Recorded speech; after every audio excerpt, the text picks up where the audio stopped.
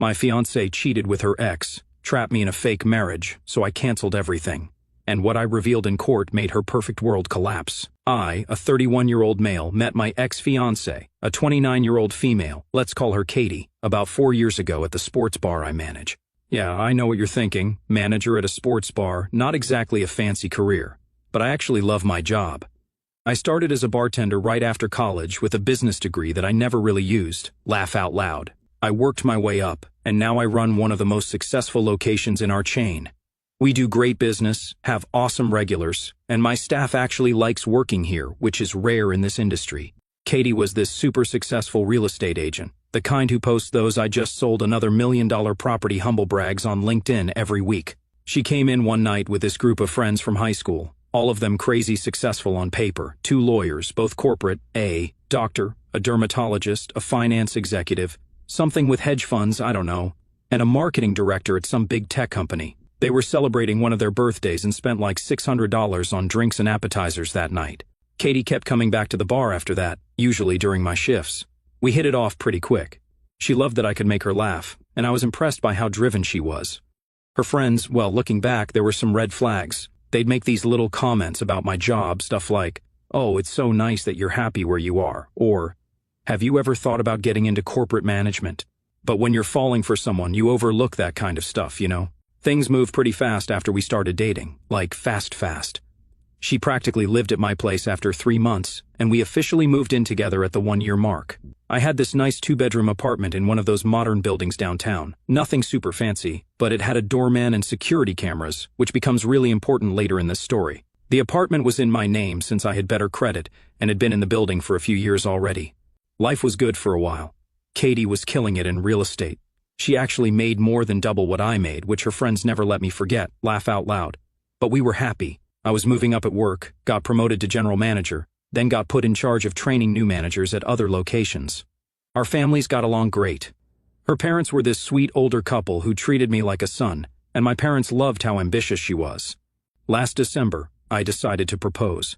I planned this whole weekend trip to this mountain resort about 3 hours away, had it all set up, private dinner overlooking the lake, ring hidden in the dessert, yeah, kind of cheesy, but she was always talking about how she wanted a story she could tell people. She said yes, obviously, and we spent the whole week celebrating and starting to plan the wedding.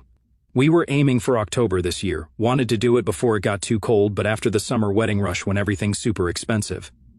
Katie's parents offered to pay for most of it, which was awesome of them. They put down like $40,000 in deposits for this fancy venue, catering, flowers, all that stuff. This becomes important later, too. That's when things started getting weird. Katie's friend group suddenly had to be involved in every single decision about the wedding, and I mean every single decision. The color scheme had to be approved by all of them. The menu had to accommodate all their dietary preferences. The seating chart had to make sure they were all at the best table. It was exhausting. And their comments about my job got worse. They'd say stuff like, "Katie, are you sure you want the wedding at 6 p.m.? Won't OP have to work? Or, maybe we should do wedding dress shopping on a Tuesday since that's probably a slow night at a sports bar." Just constant little digs, you know? But Katie never stood up for me. She'd either laugh it off or, worse, agree with them. I started noticing other changes, too. Katie was working later and later, always had these emergency showings that would pop up at weird times. She changed her phone password, started keeping it face down all the time. Classic cheating behavior, right? But I trusted her. Or I was stupid. Probably both. So, at my bar, we have this regular customer, Sarah, not her real name obviously, who comes in for trivia nights every Wednesday with her work friends. Been coming for years, always tips well, never causes problems. She's one of those customers you're actually happy to see walk in, you know? She works in HR or something, super nice lady, probably mid-30s. This particular Wednesday, Sarah's acting weird as hell. She keeps looking at her phone, then at me, then back at her phone between trivia rounds. She barely talks to her friends, which isn't like her at all. She's usually super competitive and into the game. Finally, during a break, she waves me over and asks if we can talk privately. I figure maybe there's an issue with one of the other customers or something work-related. We have this small office near the kitchen where I do paperwork, so I take her there. She looks really uncomfortable, like she's about to tell me someone died. "I wasn't sure if I should tell you this," she starts, fidgeting with her phone case, "but I would want someone to tell me if it was my relationship." Turns out, Sarah's sister, Jenny, works at this super fancy salon downtown, the kind where haircuts cost more than my rent. That morning, Katie had come in for highlights. Apparently, she'd been going to Jenny for about a year, always booking appointments when I'd be at work. This time, Katie spent the entire appointment, we're talking like 2 hours, on the phone with someone she kept calling babe and baby. Jenny could hear everything because, well, when you're doing someone's hair, you're right there. Katie was laughing and making plans for some weekend getaway, talking about how her idiot fiancé, yeah, that would be me, would think she was at a real estate conference. Now I'm standing there trying to process this, right? Part of me wants to deny it. Maybe it was a girlfriend she was talking to. Some women call their friends babe, right? But Sarah's not done. She pulls out her phone and shows me this Instagram story her sister sent her. It's from this fancy restaurant about 2 towns over, someplace called Lon or something pretentious like that. The story is posted by some random person celebrating their engagement, but in the background of their champagne toast photo, clear as day, there's Katie cuddled up with some guy in an expensive suit. This was from the previous Friday when she told me she was having a girls' night with her friends. My hands were shaking so bad I could barely hold the phone. The timestamp on the story was 9:47 p.m. At 9:52 p.m. That same night, Katie had sent me a selfie of her at home with face masks with her friends. She had literally staged a fake girls' night photo to cover her date. I thanked Sarah. Like, what else do you say to someone who just blew up your entire life? She apologized probably 20 times, kept saying she felt terrible. I told her she did the right thing, comped her group's tab for the night, my owner is cool about stuff like that, and went back to work.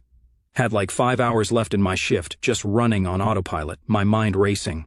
Instead of confronting Katie right away, I decided to do some digging. We had this shared iPad at home that we mainly used for watching Netflix in bed. Katie had logged into her iCloud on it when her phone was getting repaired a few months back, and I guess she forgot about it. That night, after my shift, while she was sleeping at her friend's house, yeah, right, I opened the iPad.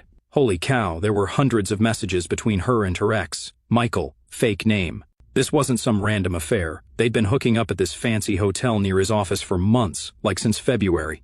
The messages were graphic. I'll spare you the details. But it wasn't just physical stuff. They were making fun of me, planning their future together, talking about how they'd do it right this time. The worst part? All her friends knew. Every single one of those successful professionals was actively helping her cheat. The group chat was full of them giving her advice on how to hide it better, making jokes about my job. At least Michael can afford a real restaurant, not just bar food, coaching her on what to say if I got suspicious. They were actually telling her to wait until after the wedding to leave me because she'd get more money in the divorce. I screenshotted everything, sent it all to my email, backed it up to my Google Drive, even took photos of the iPad screen with my phone just in case. The messages went back months. Every girls' night, every work event, every real estate conference, she was with him. And her friends weren't just covering for her, they were actively helping plan these meetups.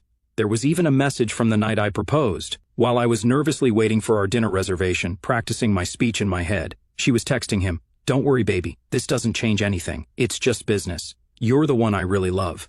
I didn't sleep that night, just sat in our living room reading through 4 months of lies, trying to figure out how someone could be so cruel. How do you sleep next to someone every night, plan a future with them, while actively plotting to destroy them? The next evening, when she came home from showing houses, another lie, the messages showed she'd been at his place. I was ready. I didn't yell, didn't cry, just handed her the iPad, open to their messages. So there I was, sitting in our living room. When Katie came home around 7 p.m., she bounced in, all happy, talking about how she showed 3 houses today. Narrator, she did not show any houses that day. I let her ramble for a minute while she put her stuff down. She even had the nerve to ask what I wanted to do for dinner, like everything was normal. I'd spent the whole day rehearsing what I was going to say, but when the moment came, I couldn't even speak. I just handed her the iPad, already open to her messages with Michael. She tried playing it cool for about 2 seconds, going, "What am I supposed to be looking at?" Then she saw the date on the messages and literally dropped the iPad on our coffee table. You guys ever see someone's face just change, like their whole mask just drops? That's what happened. She went from confused to panicked to angry in like 5 seconds flat. She started screaming about how I invaded her privacy and had no right to look at her messages. Like, seriously, that's what you're worried about? I stayed quiet, thank God for bartender experience and keeping your cool. Just kept scrolling through messages while she freaked out. Got to the ones from the night I proposed, handed her the iPad again. "Read that one out loud," I said. She wouldn't. She started crying instead, but not sorry crying. This was full-on manipulation crying, you know, the type where they're trying to make you feel bad for catching them. She kept saying it was just a mistake and didn't mean anything and how Michael was her past, but I was her future. Spoiler alert, according to the messages I'd read, I was her meal ticket until she could divorce me for more money. Here's the best part, she actually tried to blame me. Said I was emotionally unavailable because I work nights at the bar. Said she was lonely and Michael understood better because they came from similar backgrounds. Then dropped this gem. If you hadn't gone through my private messages, we could have been happy. That's when I lost my cool a bit, not yelling, but definitely not calm anymore. I asked her if we could have been happy while she was letting her friends plan our wedding and her divorce at the same time. Asked her how many of our special moments she'd ruined by texting him right after. Our engagement, holidays, birthdays. There were messages to him within hours of every single one. She switched tactics fast, faster than a politician during election season. Suddenly, it was all, but the wedding deposits, and my parents already paid for everything. And what will people think? Not one word about actually being sorry or loving me. Just worried about money and appearances. I told her the wedding was obviously off and gave her 30 days to move out. Made sure to say as per our state's tenant laws because I'd Googled that stuff during the day. Even though she wasn't on the lease, she'd lived there long enough to have tenant rights. I was pissed, not stupid. That's when she pulled out her phone. I figured she was calling her mom or something. Nope, she was texting the group chat. Remember those successful professional friends? Yeah, she was calling in the cavalry. You're going to regret this, she said, typing away. You have no idea who you're messing with. I actually laughed. Like, what was this, a bad mob movie? Told her she had 30 days to get her stuff and get out, and I was going to stay at my buddy's place tonight to give her space to pack if she wanted to start now. I started packing a bag with some clothes and stuff for work tomorrow. She was still typing away on her phone, crying but also kind of smirking. Should have been my first warning that something was really wrong. I was almost to the door when she said, "They're already on their way. You should wait to hear their side of this." Now, I'm not a small guy. I work at a bar. I know how to handle myself if things get rowdy. But something in her voice made the hair on the back of my neck stand up. I decided to start recording on my phone, just in case. Thank God I did. I made it about halfway to my car when I saw them pull into the parking lot. All 5 of her friends in 2 separate cars, the 2 lawyers, the finance executive, the doctor, and the marketing director. They weren't dressed for work anymore. Looked like they'd all come straight from the gym or something. And they did not look happy. So there I am in the parking lot, 5 angry women getting out of their cars, and Katie watching from our apartment balcony. My phone's recording in my pocket, again, thank God for that decision, and I'm trying to decide whether to go back inside or try to get to my car. Before I can decide, Hannah, the finance exec, starts screaming about how I'm an abusive piece of garbage and how they're not going to let me hurt Katie anymore. Like, what? The other 4 are spreading out around me, and I realize they're trying to block my path to both my car and the building's entrance. Rachel, lawyer number 1, pulls out her phone and starts recording, saying really loudly, "We're just here to help Katie get her things safely. No one wants any violence." Meanwhile, Jessica, lawyer number 2, is texting something and grinning like this is all some big joke. The doctor, Maria, and marketing director, Ashley, are just standing there, looking nervous but trying to act tough. I keep my voice super calm, hold my hands up where they can see them, and say, "I've given Katie 30 days notice, as required by law. I'm leaving for the night to give her space to pack. Please don't make this situation worse." That's when Hannah decides to get in my face. She's screaming about how they know all about my abuse and how they're not letting Katie stay another night with a monster like me. I'm literally backing away, still got my hands up, saying, "There's security cameras everywhere, and I'm recording this. Please just let me leave." Looking back, mentioning the recording was my big mistake. Rachel immediately shouts, "He's threatening to release private recordings of Katie. Get his phone." And that's when everything went completely insane. Hannah lunges for my jacket pocket where my phone is. I turn to keep her away from it, and Jessica grabs me from behind, like full-on tackles me. I'm 6 feet 1 inch, and she's maybe 5 feet 4 inches. But she played rugby in college, found that out during the trial, and knew what she was doing. I end up on the ground with Jessica trying to put me in some kind of hold, Hannah kicking me, and Rachel still recording everything, but now she's yelling, "Stop resisting! Why are you fighting back?" Maria and Ashley are just watching, looking scared but not doing anything to help. I'm trying my hardest not to fight back because I know how this looks. Big guy versus smaller women. Just trying to protect my head and not hurt anyone. That's when Katie comes running out of the apartment with, oh my gosh, I still get shaky thinking about this, our kitchen knife set. Not just one knife, the whole freaking wooden block of them. She's screaming something about how I need to learn my lesson and starts handing out knives to her friends. I'm not ashamed to admit it, I started panicking. Jessica's still got me in this hold, Hannah's kicking me, and now they've got knives. I managed to get one arm free and pull out my phone, hit the emergency SOS button, an iPhone feature, click the power button 5 times fast, it calls 911 automatically. I start yelling, "Police are coming!" as loud as I can, hoping someone in the building will hear. Rachel, still recording, shouts, No one will believe you. And then, Jesus, Hannah stabs me, like actually freaking stabs me, in the arm. Not deep because I jerked away, but enough to need 12 stitches later. There's blood everywhere, and I guess that freaks out Maria and Ashley, because they start backing away. The next minute or two is a blur. I remember Katie screaming, "Finish it," from somewhere behind me. I remember Hannah trying to stab me again while Jessica's yelling, "Hold him still." Then there's sirens, lots of them, and suddenly the parking lot is full of cop cars. Thank God.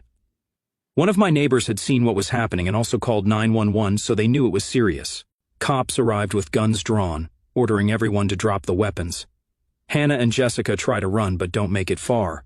Rachel's still recording and refusing to drop her phone until a cop tackles her.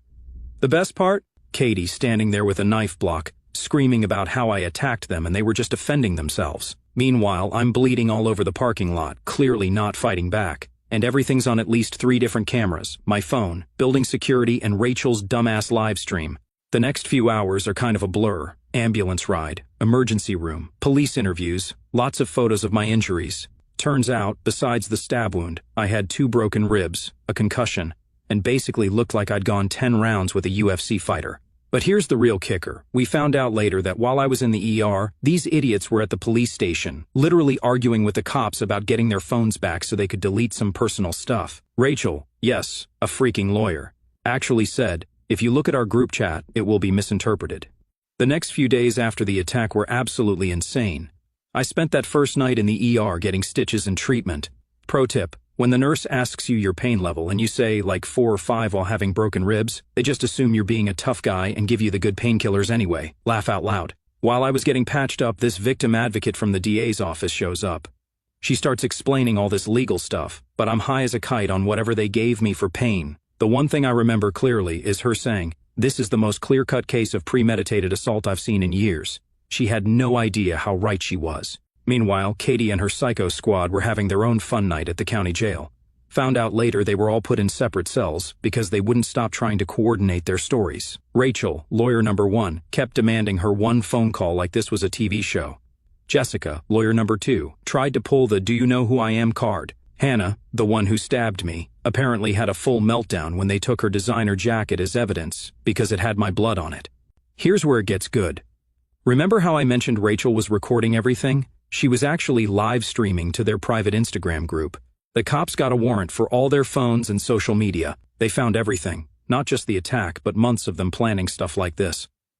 The group chat was a freaking goldmine. These sophisticated professionals had literally written out their plan. Wait for Katie to provoke me into getting mad. Record me being abusive, also known as defending myself. Edit the videos to make me look bad. File false domestic violence charges. Get me arrested and evicted from my own apartment. Help Katie move in with Michael, her ex, while I was in jail. Wait for the wedding date to pass. Have Katie file for divorce claiming emotional distress. Use the edited videos to get a bigger settlement.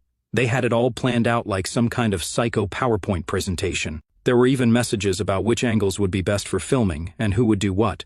The best part? They were using their work phones. These geniuses used their corporate phones to plan an assault.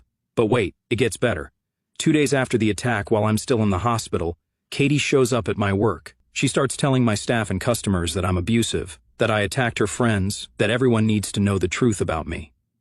My assistant manager, shout out to Dave, you're a real one, got it all on security cameras and called the cops. She did this 3 more times before the cops finally arrested her for violating the emergency restraining order they had put in place. Each time she'd bring a different friend, Maria and Ashley, who weren't in jail, to witness her telling her story. They filmed it too, probably thinking they were gathering evidence. Spoiler alert, those videos ended up being used against them instead. Then Michael, remember him, the lawyer boyfriend, gets involved. This genius starts sending threatening emails to me and the cops who arrested his girlfriend's friends. We're talking full-on movie villain stuff. You don't know who you're dealing with, and I have friends in the DA's office, and this will all go away if you drop the charges. He sent these from his law firm email. A licensed attorney threatening a victim and law enforcement from his verified work email. The DA's office was practically salivating when they got those. About a week after the attack, their high-powered defense attorneys show up for the bail hearing, looking like they just walked off a TV show set, all confident and smug, talking about their clients' stellar reputations and community standing. The judge was this older guy, looked like he was about to fall asleep during their whole speech. Then the prosecutor stands up and just starts dropping bombs. Full security footage from multiple building cameras, my phone recording, Rachel's live stream, the group chat messages, screenshots of them Googling things like how to make self-defense look real and what happens if you stab someone in self-defense, the threats from Michael, Katie's harassment at my work, medical records showing defensive wounds only, witness statements from neighbors, the knife with Hannah's fingerprints, and my DNA. The judge's face, oh my gosh. He went from sleepy grandpa to stone-cold fury in about 2 seconds. Set their bail at $500,000 each. Hannah, Jessica, and Rachel had to surrender their passports and wear ankle monitors because they were considered flight risks. Apparently, they all had international accounts and properties. Maria and Ashley, the ones who didn't participate in the actual attack, got lesser charges and lower bail, but still had to wear monitors. Katie got hit with conspiracy charges and had to surrender her passport, too. But the real bombshell dropped about 2 weeks later. Ashley, who had been spiraling since the attack, finally cracked. Her lawyer contacted the DA's office, saying she wanted to make a deal. Turned out she had another group chat that the others didn't know about, where they'd been even more explicit about their plans. She had voice messages from Katie talking about how they'd practiced the attack in Maria's home gym, videos of them discussing how to make it look like self-defense, messages about how they chose my apartment specifically because they knew where the security cameras were and thought they could use the footage to their advantage. The best part? She had a video of them all celebrating at some wine bar after Katie got engaged, planning how they'd help her get a better divorce settlement by setting me up. This was from the night I proposed while I was texting our families the happy news. They were literally planning how to destroy my life. The trial started in November, about 7 months after the attack. Those months were rough. Katie and her 2 friends who weren't in jail, Maria and Ashley, kept trying to spread lies about me around town. They made fake social media accounts to post edited clips from the attack, tried to contact my employees to dig up dirt, even showed up at my parents' house to tell their side of the story. My lawyer, provided by the DA's office because this was a criminal case, was this tiny woman in her 50s who looked like everyone's favorite aunt but was scary as hell in court. The first thing she told me was to document everything and don't respond to any attempts at contact, so that's what I did. Every fake account, every harassment attempt, every little thing went into a folder that just made their case worse. The trial itself was surreal. Their defense strategy was interesting. They tried claiming they were protecting Katie from an abusive relationship, despite zero evidence of abuse, and that they acted in self-defense, despite literally bringing knives to attack me. Their lawyers kept trying to paint me as this violent, controlling boyfriend because I, checks notes, caught their client cheating and asked her to move out. Like what? I had to testify for 2 full days. Their lawyers tried every trick to make me lose my cool, called me a liar, suggested I was the real abuser even. Tried to make it seem like I was homophobic because I didn't want Katie hanging out with her friends alone, while she was cheating on me. But bartending teaches you to stay calm when people are being jerks, and I just kept telling the truth. The prosecution's case was beautiful to watch. They had this huge TV screen set up in the courtroom and showed everything in chronological order, security footage of them arriving at my apartment, spreading out to trap me, my phone recording of them attacking me, Rachel's live stream showing them with the knives, building security, footage of the actual attack, police body cam footage of them being arrested, video of Katie harassing me at work, screenshots of their group, chats planning everything, Michael's threatening emails, medical photos of my injuries, the knife with Hannah's prints in my blood. But the real star was Ashley's testimony. She'd taken the plea deal, smart move, and laid out everything. Told the jury how they'd planned this for months, how Katie had been cheating since before the engagement but wanted to wait for the wedding because she thought she'd get more money in a divorce, how they'd actually practiced the attack at Maria's gym, planning how to make it look like self-defense. The jury's faces during her testimony were priceless. These weren't just some friends who got carried away protecting their friend. This was a calculated plan to set me up, get me arrested, and help Katie scam me in a divorce. Then Katie took the stand to defend her friends. Stupid move. Holy cow, what a disaster. The prosecutor let her talk herself right into a confession. She starts out all tearful about how scared she was of me, despite zero evidence, and living with me voluntarily. Then she gets mad when they show her messages planning the attack, starts yelling about how I deserved it for going through her iPad. The worst part? She accidentally mentions that Michael, remember him, the lawyer boyfriend, had helped her write the fake police report about me being abusive. On the stand, under oath. The prosecutor's eyes lit up like it was Christmas morning. Their defense fell apart after that. The jury took only 6 hours to find them guilty. Hannah, Jessica, and Rachel, the stabby squad, got convicted of attempted aggravated assault, conspiracy, and a bunch of other charges. Maria got convicted of conspiracy and accessory charges. Ashley's plea deal got her just probation since she testified. The sentencing hearing was something else. The judge was not happy, called it one of the most calculated and malicious cases he'd seen in 30 years, said their status as legal professionals made it worse because they knew what they were doing was wrong. Final sentences. Hannah, Stabby McStabberson, 36 months in state prison. No parole for 24 months, 5 years probation after. Jessica, rugby tackle lawyer, same as Hannah, Rachel. Live stream genius, same as Hannah, Maria. Nervous doctor, 18 months probation. 300 hours community service, Ashley. Took the deal. 12 months probation. Testimony against others. Katie still waiting for her separate trial but took a plea deal. More on that in the final chapter. Michael? Oh boy, wait till you hear what happened to him. They all lost their professional licenses. The lawyers got disbarred, duh. The doctor lost her medical license. The finance exec lost all her certifications. Their fancy careers? Gone. Their reputations? Destroyed. Their freedom? Gone for 3 years.